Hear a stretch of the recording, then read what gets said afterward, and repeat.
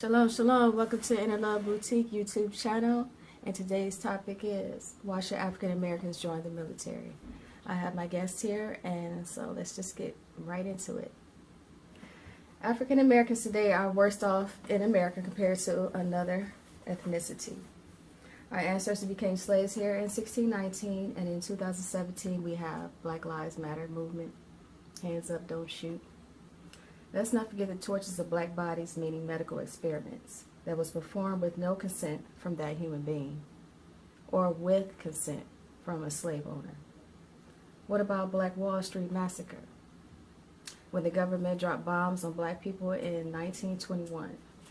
No disrespect to African Americans who serve in the military, but why join the military?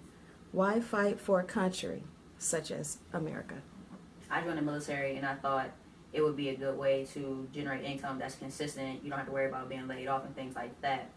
But going to war was never in my plan. I don't plan on fighting for a country that does not want me here. I don't plan on fighting for a country that doesn't have unity. So, no. Fighting for my country, no. Joining the military for my own purpose, yes.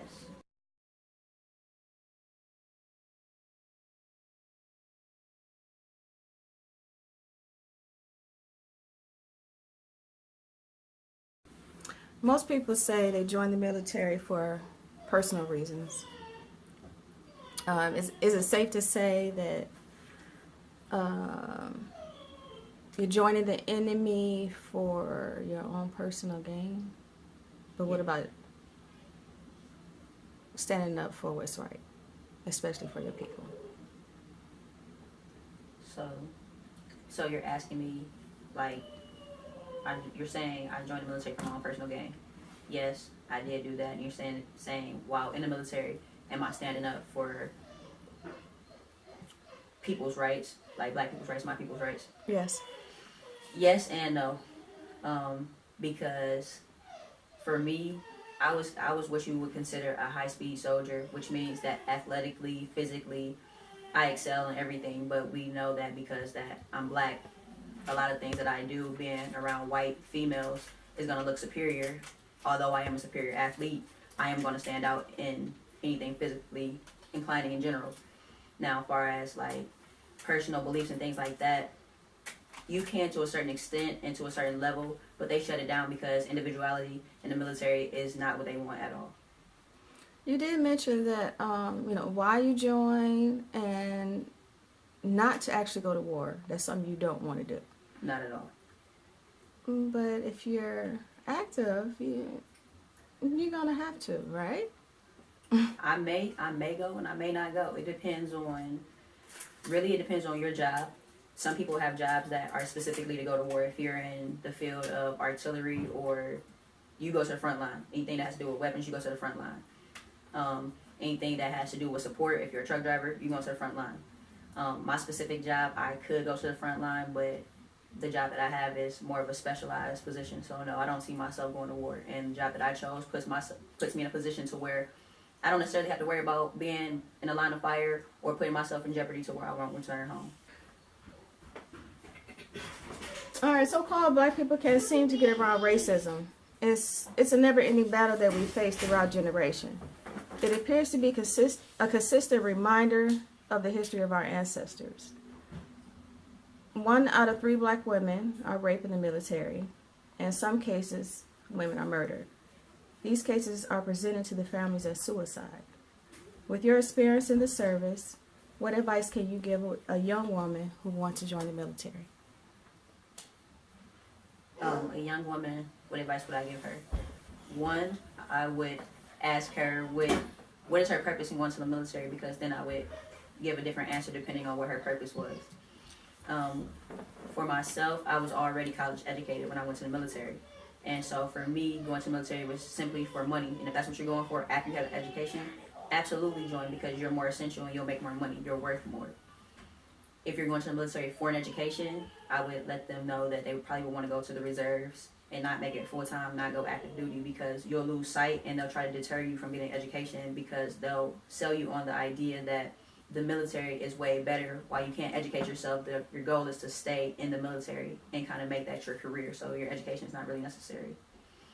For somebody who is coming out of high school and that's black with really no guidance and don't really know who they are yet, I wouldn't encourage you to go to the military at all, because their goal is to break you down and rebuild you and mold you into a way that is for the purpose of the military and that would be useful to them. So with being 18, you're young, you don't really know who you are, what you want to do, you're very indecisive, I would say no, because they will absolutely break you and mold you and you will fall into place. And that's how strong their system is, because a lot of people are weak-minded. Now, there are a few that I think could overcome it, but when I say they will try anything and everything, they will try to break you, and unless you're very strong mentally, you'll fall. Because I've seen it done. Some strong people that you think have it, they don't.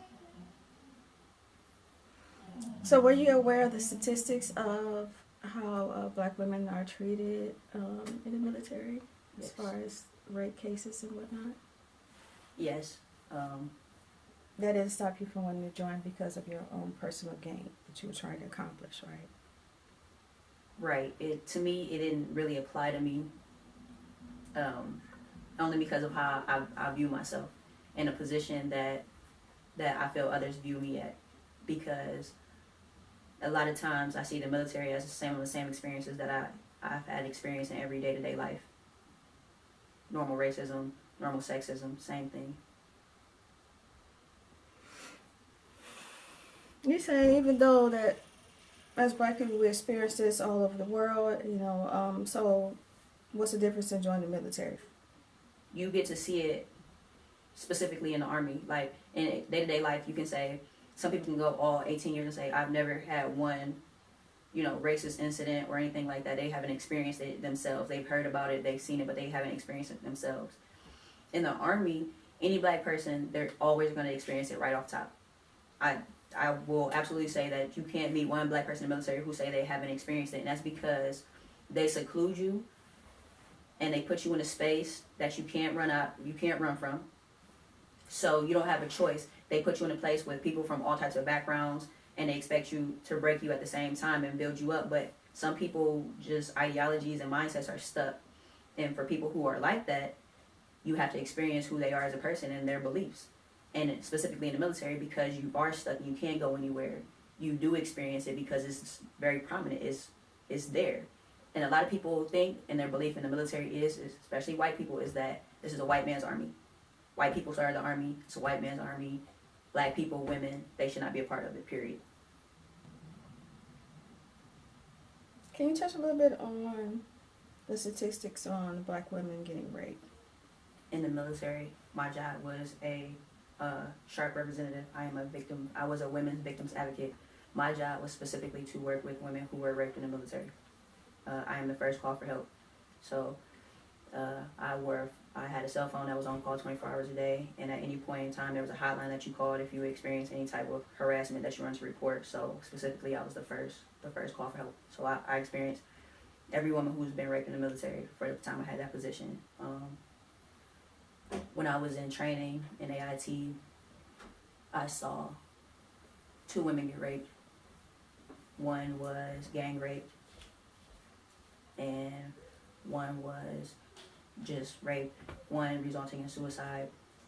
When I was the victims advocate at my first duty station in Korea, I had 5 cases of women being raped. All 5 of them were all black. All cases were black women. So, is it prominent? Yes. Me specifically, there's other victims advocates that are on call that I work with. Would I say that black women are more likely to get raped? Yes, and it'd be real cases. Because there is the cases of women who, I don't want to discredit anybody's experience to say that they were never raped. But in the military, there is a strict fraternization rule. There's a strict fraternization rule, which means that if you are not of the same rank class, that you can be demoted, lose your money. So for whatever purpose, or if you're married and you are cheating, for whatever reason, the Army will bust you down. So if that is happening and say you get caught, a lot of women will say that they were raped, but in real cases, yes, there are high cases of black women getting raped in the military. And I do believe myself The purpose is because black women in the military, to all men there, pose a threat. Black women are seen as, if you're educated, you're seen as a threat because you're automatically empowered, because physically black people are already seen superior. Period. That's how the military views you. So as far as education, paired with. Have you ever experienced being raped? I don't want to answer it. You have other nationalities that come to America to establish the American dream. And African Americans still struggle to be accepted, to be treated equal with respect, and some African Americans beg for help, meaning guidance and love from their oppressors. While other nationalities come to America and create businesses in our communities to strengthen their families and generations to come. Now, I know someone who has military experience, is still active, and works in the police department.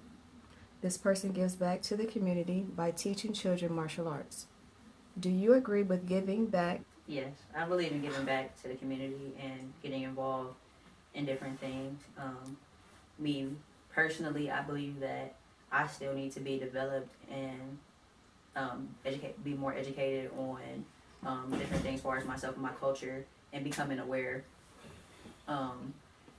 Right now, anything that has to do, I'm a big sports person, anything that has to do with sports, young people, kids, boys, girls, I'll do anything that has to do with that. But one of my jobs in the military was a water purification specialist, and at this point now, I want to educate people on how to cultivate their own water source, purify it, and hone their own water. I think that's important.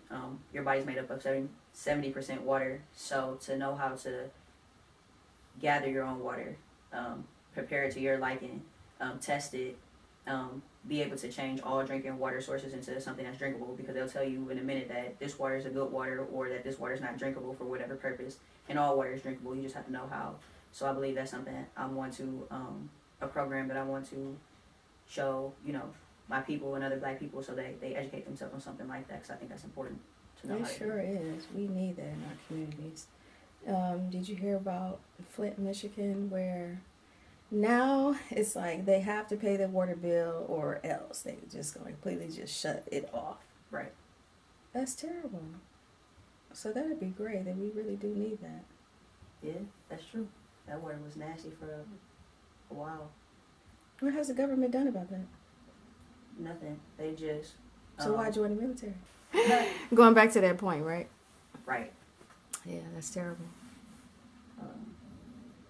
But, I mean, that's a big thing in all aspects of, like, military or government. White supremacy. I mean, it follows suit. But in general, a nation that wasn't built for black people, everything is based off of white supremacy. The basis in which the government system was made, it wasn't made for, like, the freedom of all was made for rich white men. Not white women, not black women, not women in general, not black people. We weren't even considered people, we considered property, so there's a big difference. It follows the same basis all the way through. Because that's the only way it can take over. Through putting people in groups and then simultaneously manipulating the mind, because that's the same basis that they go through in the military. Mm-hmm. When people establish stripes, purple hearts, medals, things of that nature, in the end, when you're much, much older, what would all that mean? And can that give you salvation? I ask because people are extremely prideful about their accomplishments in the military. And I'd like a better understanding of why they're so prideful. When America is known for doing the opposite of what the Creator says to do, in the end, what does all that mean? I can't speak for everybody, because everybody does different things for their medals, and their duty and core values that they try to instill mean something different to everybody. For myself, I've been awarded with 15 awards, and I've actually been the most decorated black female. After it's all said and done, they won't mean anything. You talked about different ways of purifying water, and you were saying that trees, you can put something in a tree, you can get water that way. You want to know what it is? Yeah, elaborate on that. On the tree, or just purifying water in general? Both.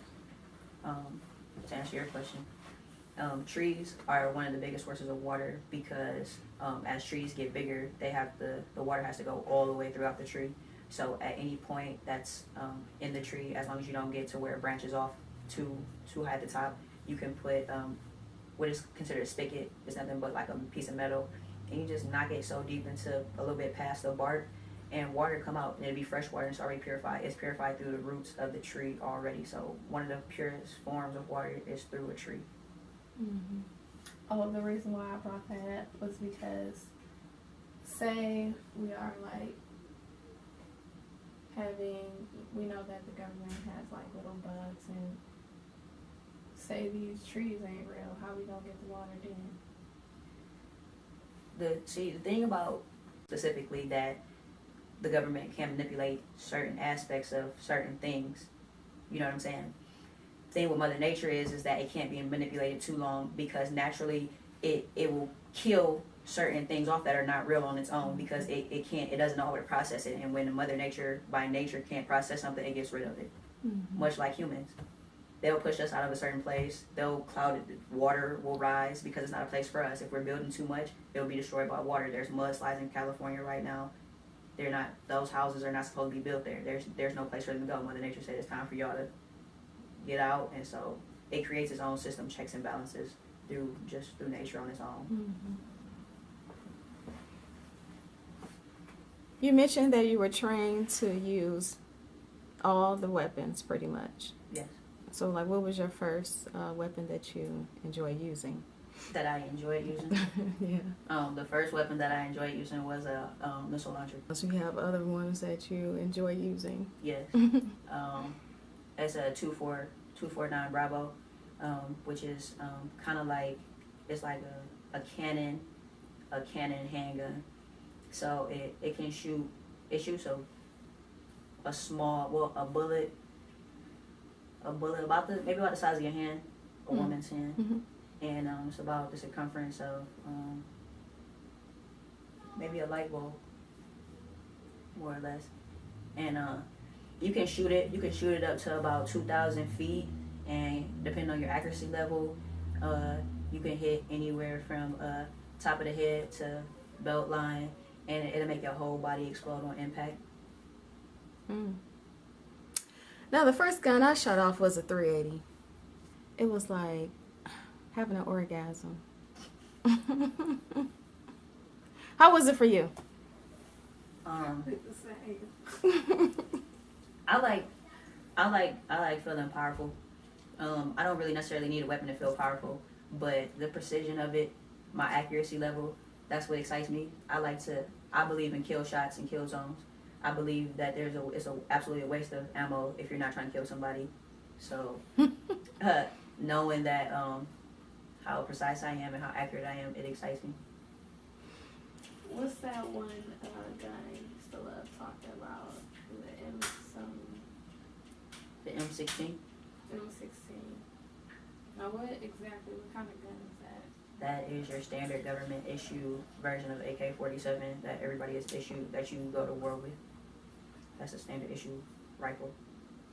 Now, you know they had those in that last shooting on Harvard Grill. Mm-hmm. Here in Ohio, they had AK-47s. Mm-hmm. That's the domestic version of military grade weapon. Mm. What's the difference? Precision. Materials used to build weapons. Some weapons are built with metal. Some weapons are built ceramically. There's all types of bullets. There's bullets that do different things. Like I said, there's inferno bullets. There's bullets that are meant for you not to die. They'll hit you, and they'll make you feel a burning sensation, but it's just to immobilize you. There are bullets that are there to impair you, penetrate the skin, and make you feel as though you're paralyzed, but not severely wound you. So it all depends on what kind of weapon you're talking about, because when you talk about big guns and little guns, it's different type of bullets. And what type of damage you want to do. Different type of damage, exactly. Wooden bullets too, from vampires? I haven't said I have came across wooden bullets, but I have came across pure silver bullets that they have in the military. Mm-hmm. And those those tear through skin like you cut through butter. It's nice to see. Mm. She said it's nice to see. Yeah, she creepy. So I know that schools are now having zombie evacuations. You want to touch on the zombie thing? I don't believe in zombies, me personally. That is something that they are preparing for. The Army does prepare for things like that. Zombies in the military is not classified as what you see on TV, though. They're not thinking of like undead, dead people. These are people or science projects. These are zombies to me are science projects. There's no other way to describe it. Most of them are classified as people who choose to indulge in forms of cannibalism, and that is what has a direct effect on their mental state, which turns them into zombies. Is how the government considers it. How long have the military been training for this, for the zombies? Honestly, I can't say because I can only speak on from when I joined, which was back in 2014. But there's no telling. I mean, I've actually had jobs prior to joining the military that actually has put in a plan for zombie evacuation prior to joining the military. So it's interesting. It could have been the works for a while. The Americans don't care about their own country because we don't have any value in our country. We steal and bring back to our country, but what we can originate from here, we can't. They can. Let me say that.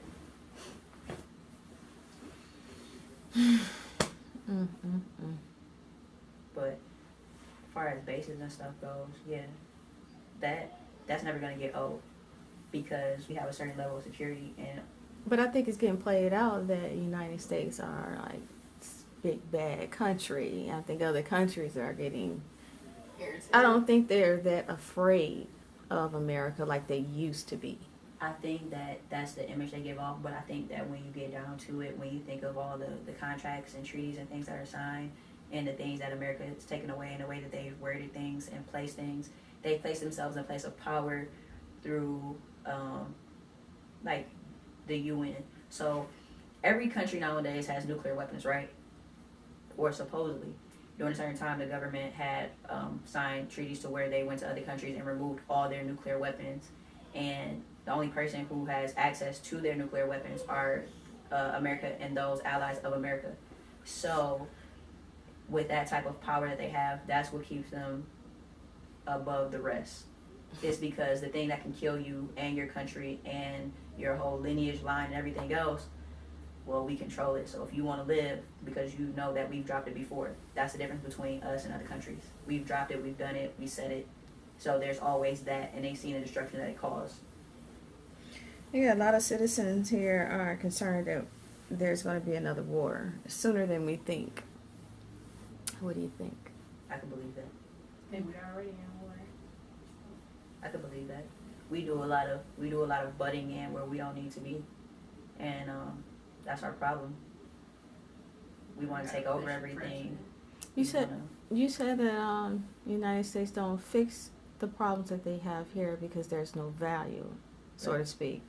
But we go to other countries and butt in their affairs because of the different sources that's over there. Right. And to remain in power. Right. Mm. Are there any other thoughts you would like to share for the viewers? I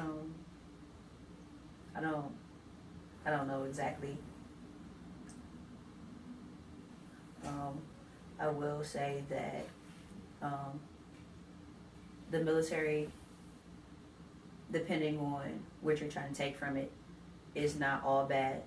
For me specifically, my mindset is they taught the right person the wrong thing, and I say that because as much as they want to keep us oppressed and they want to keep us down or under their thumb, certain things is inevitable. And for people to have to come to me to learn how to shoot all their weapons. And for me, I think that is a good tool to share with my family, friends, and anybody who will listen who wants to learn how to shoot a weapon and do it properly. So that's it. That concludes our interview. Why should African Americans join the military? Thank you, my guests. I appreciate you for all your knowledge that you share with the viewers. thank you for interviewing me and listening to my side of the story. All right, Shalom.